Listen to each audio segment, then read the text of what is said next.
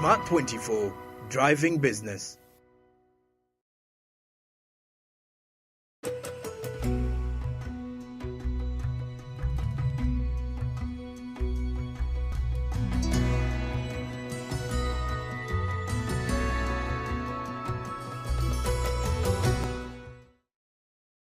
All right, September, October, November, and then December. These are usually rainy months, so it's quite cloudy and then drizzling out here. But that said, the program still continues, the green economy. So we're looking into the manufacturing and then offsetting the carbon magnitude, the decarbonization agenda, which is quite important for the green manufacturing strategy. So looking into all this, investing into technology, multi-billion technology is quite hard, except for the big players, international companies. We had a chance to look into what Roofings, one of the biggest steel manufacturers in Uganda and East Africa at large, is doing. From the APR, that's the acid regeneration plant, right into the APC, the air pollution control system, which are not merely elements that can be included into production for each and every industry. So quite important. Investment is crucial.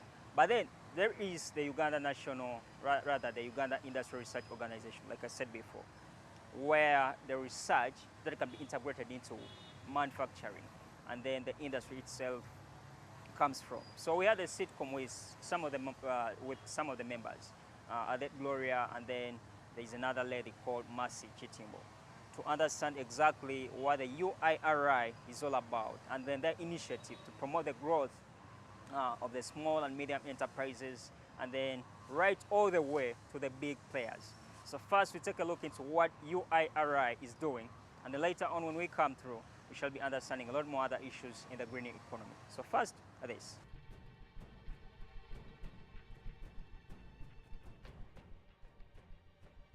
We all know that we all ought to be responsible in terms of managing natural resources. So we have to make sure that the water we use, the energy we use, we do our best to actually do it sustainably. So we have an acid regeneration plant in our Namamve plant, in that we reuse the acid so that we don't let it go. Yeah, we don't discharge it into the environment here. Then we have what we call our green investment, which is our scrap recycling facility. Now, all the scrap that we generate internally is put back into the system, because we are striving to operate a closed loop kind of arrangement. So the metal scrap and plastic scrap is all recycled. But besides recycling our own scrap, we also buy scrap from outside.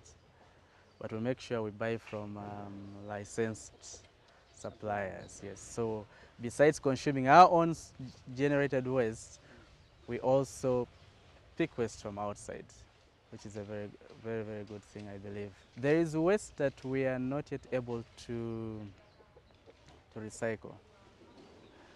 For example, there is red oxide, there is slag, steel slag. Now what we're doing is we're actually doing research in upcycling of some of these wastes. As I speak, we have a partnership with Makerere University lecturers to do research in upcycling of steel slag and red oxide. The idea is that in a long run, this can be turned into useful products. And again, it's basically making sure that our environmental footprint is minimized, yes. All right, now, just like the Middle East and other oil-rich countries, now Uganda is one of those countries that are looking into oil production. It's a fossil fuel. So much as the United Nations Convention on Climate Change, and then when you look at the previous summit, COP27, to value Prime Minister looked into pushing for the non-proliferation treaty of fossil fuels, just like with nuclear energy, rather nuclear production. When you talk of countries such as Iran, among others, that are pushed to the limit to limit their production of nuclear weapons. Such is a concern for climate change. So when we look at the industry, there has been the call and then the initiative to push through for renewable energy utilization. But then when you look at Uganda, among other countries, we are chained to fossils. So it's one of the challenges that we are looking at addressing to create a transition from fossil to clean energy. But for the industry, it's quite technical. It's quite tricky. So, like I said before, the UIRI, we had a sitcom with it, and these are some of the most interesting issues that they had to address in regard to the shift for the industry. So how well this can be achieved? Let's take a look at what Mercy says and all that. Uganda's efforts to mainstream renewable energy is delayed in the worldwide battle to reduce the effects of rising carbon emissions and global warming, since essential businesses such as transport are largely dependent on fossil fuels, which will be supported even more by the forthcoming oil production. We need to first invest in the infrastructure, yes, of the renewable energy. Yes, you can buy yourself an EV right now, but how far is a charging point from whereby you're driving to, or if you drive to Karamoja, is there some charging point along that place? No. So what I'm thinking, we should first invest in the infrastructure that can help us go ahead with such projects like the Kira EV. With efforts towards zero emissions, Philip Brooks, the country manager for Total Energies, expressed such concern previously. So, but it will take some time. We need to grow the infrastructure at the same time as the market. But be sure that we are a partner on that, and we will continue to discuss with the Ministry of Energy and make sure this we can do everything we can to make sure it happens as quickly and as possible in Kampala and across the country. Earlier this month, Total Energies, which accounts for 65% of Uganda's oil production, expressed its desire to achieve net zero, a commitment that will have to be made as the country's oil production takes shape. We are talking about 13 kilograms of CO2 per barrel produced, which is far lower than the average all over the world. And how we achieve that? And when I say that, I include Kingfisher, Tilenga, and the ECOP pipeline, all together. And how we manage to achieve that? Of course, to incorporate any low-carbon solution in order to reduce, to be able to extract this oil with reducing the emission as low as possible. Concerns have, however, been raised about the future of the dominating taxi and border industry, which are 100% fossil-powered and dependent on future oil output as the transportation sector shifts towards electric mobility. Yeah, it's an opportunity because we really see that when the oil is there, then the fuel prices will actually go down. So we expect that if the fuel prices go down, then also the market can raise as well. Similarly, significant financial and technological investment will be needed to realize the transition agenda in the manufacturing sector, which provided 1,279 billion Ugandan shillings, that's 23% for the first quarter of the current year of revenue. So that waste is converted to energy in the different processes, and also at the same time produces electricity. So that electricity can be connected to the grid and hence boost, because industrialization involves a lot of electricity, a lot of megawatts, which might not be just handled by solar, because solar, the electricity density is quite low.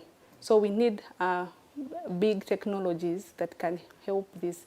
It's still unclear how the transition to clean energy will be done in the midst of a profitable petrodollar market as the global fuel industry moves in an unexpected direction and rising economies struggle with supply issues. Carbon dioxide utilization. So which is a part of a knowledge called CCUS, that is carbon capture, utilization and storage. So for him, he deals with the utilization part. So I asked him, how can we put this in the market, like in public, so that it goes beyond your lab, since it's just under research. So we are thinking probably we can start selling the knowledge to different stakeholders, especially the big emitters of carbon dioxide, like the cement industry. That is one of our first targets. So in that way, how URI will come in play is that since we have some technology in the carbon capture and storage, we shall do the designing and spearhead projects in the different industries, whereas the professor will avail the knowledge how when we get that carbon dioxide, because it's carbon capture, storage, utilization, when we capture that carbon dioxide, how best can we use it for a Ugandan market? And we identified some of the ways we can use the carbon dioxide, like for example, making urea, which is used for fertilizers. We can also do methanol production. Methanol is an organic component that can be used to make plastic. Unlike other sectors in the manufacturing industry, for instance, steel, cement, and then when you look at breweries, these are some of the biggest areas whereby the carbon, rather pollution load sits.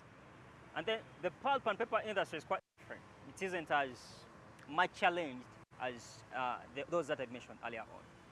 So, but the UIRI, like I said before, is where the research starts from. So here they just look into what the paper industry looks into, addressing, we are dealing with a burden of waste, and that includes paper, waste paper. So there's the recycling bit of it. So we look into matters, waste paper, right into recycling of cotton, and then fabrics, among other elements that are used to produce paper for the ecosystem, or rather for the industry, for the public, for the people that utilize all the elements, from the toilet papers to the books, among other elements. So it's quite interesting. From the raw materials that include sisal, from the banana fiber, among other utilities, right into you reusing them after being dropped off, especially when people feel like, okay, I'm no longer interested in this, so they decide to drop it onto the street. Someone else that picks all that has to send them back into the recycling plant, and this is where the research is. So first, let's have a look at what recycling in the paper and pulp industry really entails.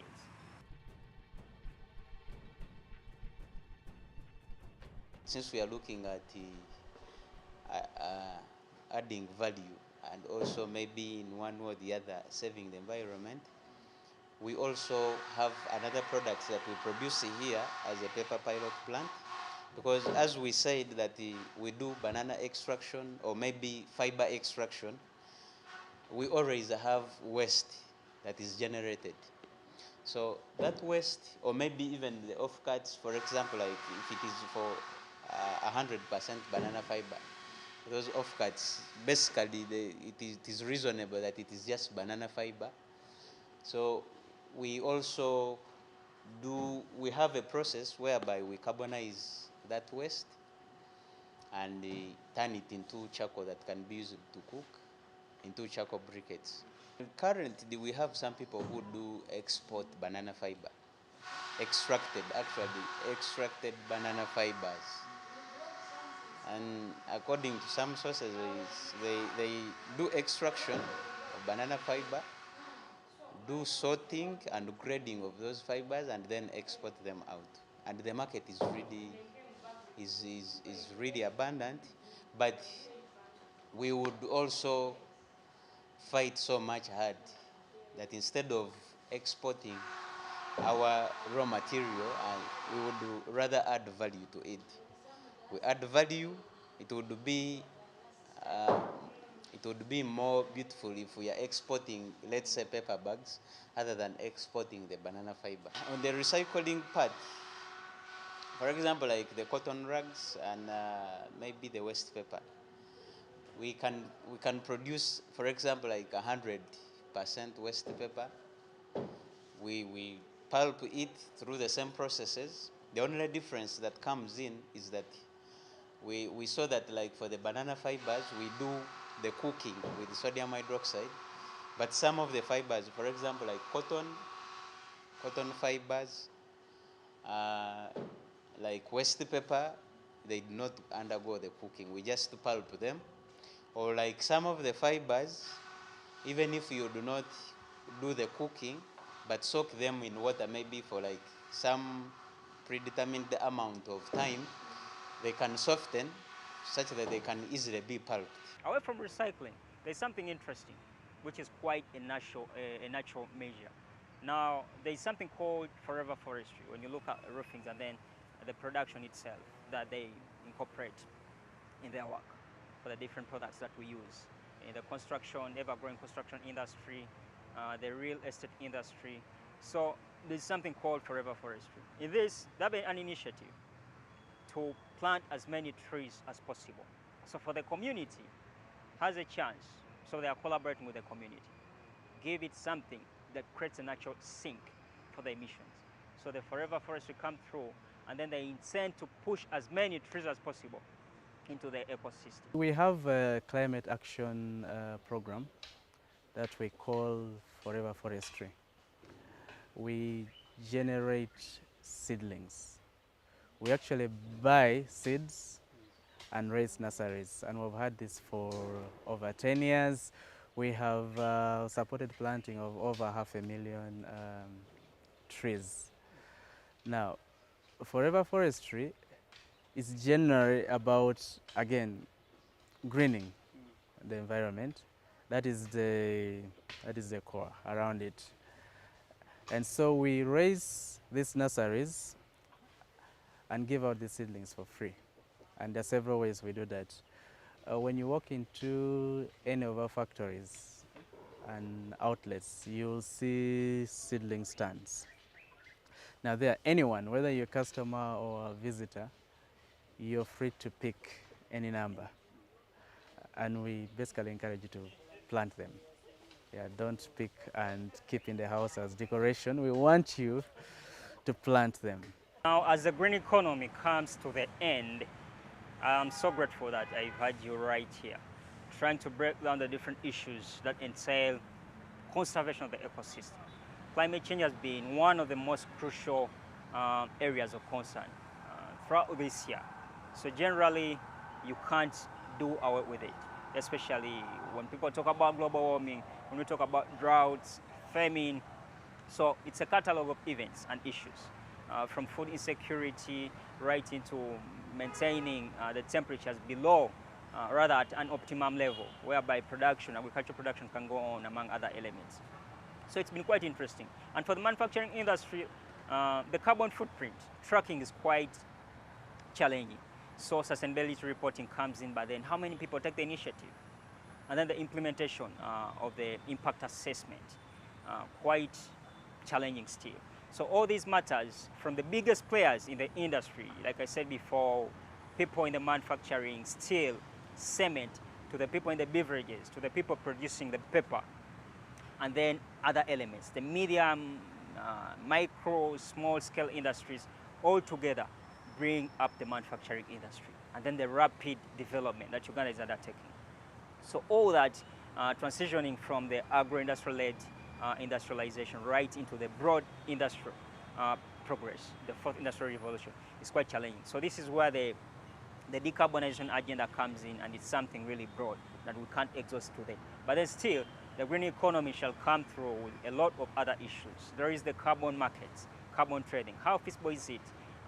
Developments in the carbon capture, storage, and then utilization. Research at Makerere, and then other key players in there. The oil sector is there.